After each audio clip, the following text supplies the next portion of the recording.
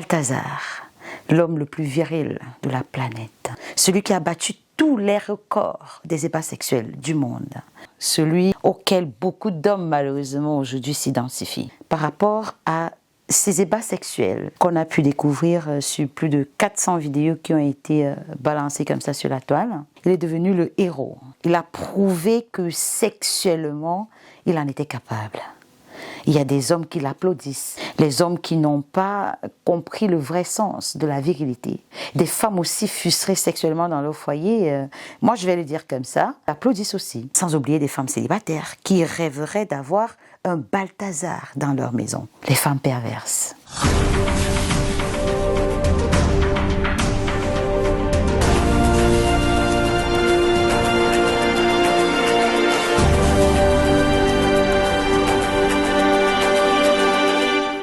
Coucou, salut à toi, j'espère que tu vas bien.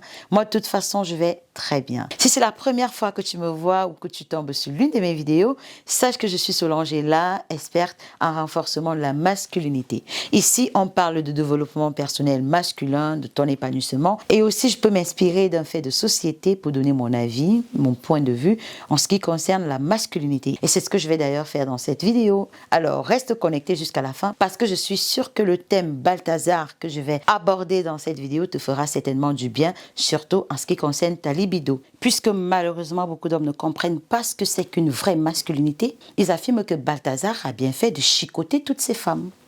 Parce que c'est comme ça qu'un homme doit être. Tous ces hommes qui tiennent ce genre de discours, qui applaudissent une telle bassesse, ont un sérieux problème avec leur masculinité. Et comme je le dis toujours, la bassesse, la médiocrité, la dépravation des mœurs, tout ce qui ne fait pas avancer l'humanité a toujours de la compagnie. Voilà pourquoi tu verras beaucoup d'hommes applaudir ce genre d'acte. Ouais, malheureusement. Et pourquoi est-ce qu'ils sont comme ça? Parce que nous vivons, encore une fois, dans un monde où la masculinité tout entière se résume beaucoup plus à cette puissance sexuelle. C'est-à-dire que plus tu déshabilles les femmes, plus on te considère comme un homme viril. Mais encore une fois, tout dépend de comment est-ce qu'on comprend le mot virilité. Comment est-ce qu'on l'interprète. Le sens, le mot virilité, masculinité sont très mal interprétés par la gente masculine parce que beaucoup ne comprennent pas déjà qui ils sont, pourquoi ils sont sur Terre et quelle est la vision de Dieu pour leur masculinité. Alors, dans ma petite analyse de ce phénomène Balthazar, j'ai pensé à 3 choses fondamentales qui, malheureusement, vont détruire encore la masculinité si on y prend garde. Je dois avouer que si on ne fait pas attention et surtout si les hommes ne décident pas volontairement de changer les choses, on aura dans les 10 prochaines années une masculinité dévergondée. Alors, qu'est-ce que j'ai retenu de cette histoire et que j'aimerais partager avec toi? La première chose, c'est que malheureusement, beaucoup d'hommes se sont déjà identifiés à lui. Et qui parle d'identification, parle forcément des potentiels imitateurs. Et c'est ça, si tu ne fais pas attention, tu vas vouloir coucher avec le maximum de femmes pour te prouver non seulement à toi-même que tu es viril, mais aussi prouver à tes camarades, à tes copains, à tes amis que tu es fort sexuellement. Imagine que tu sois vraiment comme Balthazar. Qu'est-ce que ça te donne? Que les femmes te considèrent comme l'homme le plus puissant sexuellement au monde.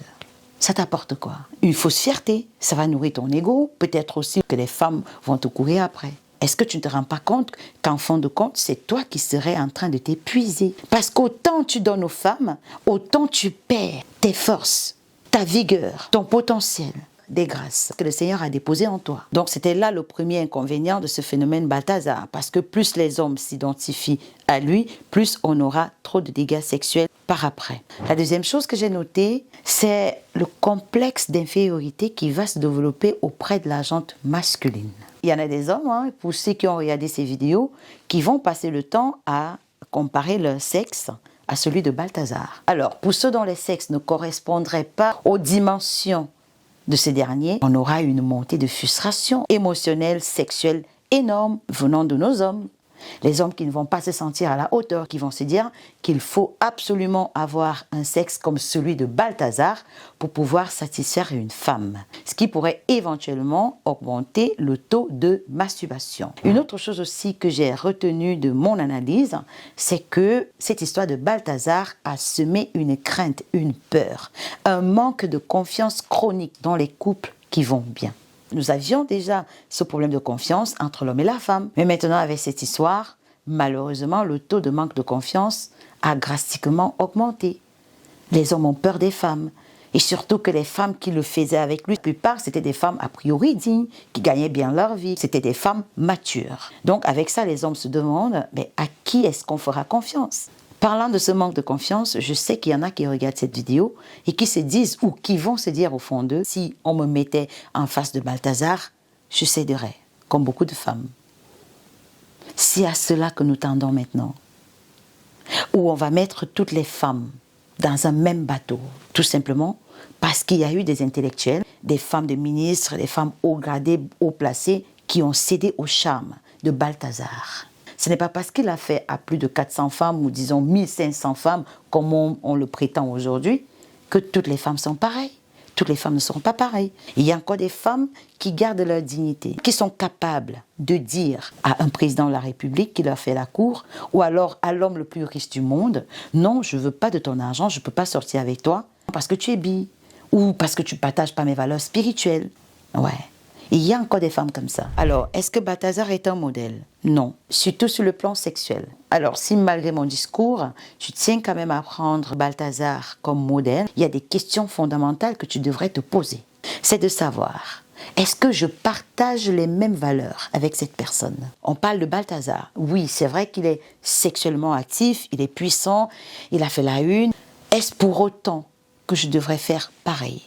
Est-ce que je suis prêt à assumer une telle renommée dans 2, 3, voire 10 ans?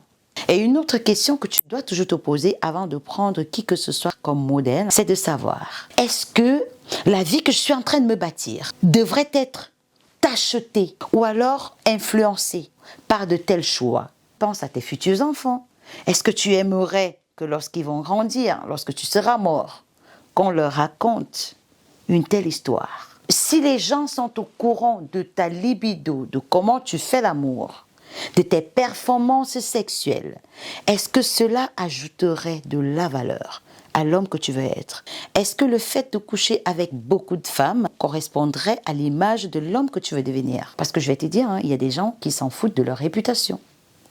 Ouais. Moi, je me dis, quand Balthazar le faisait, il se disait certainement qu'il a déjà tout eu. Il est le neveu du président, apparemment. Je suis pas très sûre. Il a l'argent qu'il faut, il est un haut fonctionnaire. Il a vraiment tout. Il est beau, il est mignon, il a sa femme, il a déjà ses enfants. Maintenant, il va jouer, il s'en fout peut-être.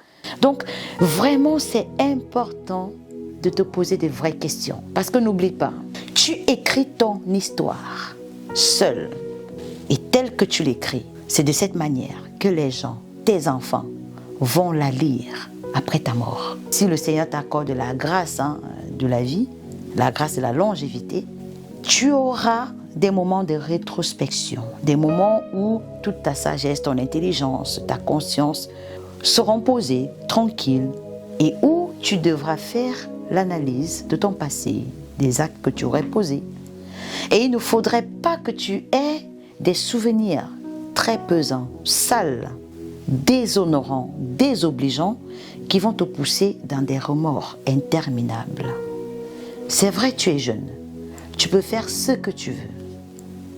Je ne serai pas derrière toi avec un fouet pour te dire « mets-toi là-bas ». Mais non, je parle juste derrière la caméra, tout simplement parce que je te veux du bien. Parce que je veux que tu t'accomplisses dans le bon sens. Mon roi, s'il y a bien une chose que tu devrais retenir de cette vidéo, c'est la suivante. Il ne faut jamais oublier que la stabilité émotionnelle, ta stabilité émotionnelle et sexuelle proviendra toujours de l'alignement avec tes valeurs et pas avec les performances sexuelles d'une autre personne ou des autres. C'est très important. Et d'ailleurs, ça me rappelle ce passage de la Bible qui dit que large et spacieux est le chemin de la perdition. Et c'est ce chemin-là que beaucoup empruntent. Pendant qu'étroit et rétréci est le chemin qui mène à la vie éternelle. Souviens-toi de ce que je t'ai dit avant. Le chemin de la bassesse, de la médiocrité, de tout ce qui ne te fait pas avancer, a toujours de la compagnie. Si tu cherches des gens qui vont t'aider à détruire ta vie, ton potentiel, à détruire ce que tu portes comme semence pour l'humanité, ils seront nombreux à t'y accompagner. Ne sois pas dans la mouvance. Ne suis pas la foule. Parce que la foule, c'est pas toi. La foule, c'est pas toi. Tes décisions vont te rattraper demain. Tes faits et gestes vont te rattraper plus tard. Donc, à toi de voir. Tu es libre. Voilà, c'était ce que j'avais à partager avec toi dans cette vidéo. J'espère qu'elle t'a apporté de la valeur. Et si tu penses que mon contenu te fait grandir, écoute, partage-le. Partage mes vidéos. Certainement qu'elles feront du bien à un homme quelque part. Si tu ne t'es pas encore abonné, n'oublie pas de le faire et surtout active la cloche de notification pour recevoir mes prochaines actualités. Alors je t'embrasse mais très très fort et je te dis à très bientôt sur la prochaine vidéo. Bisous, ciao.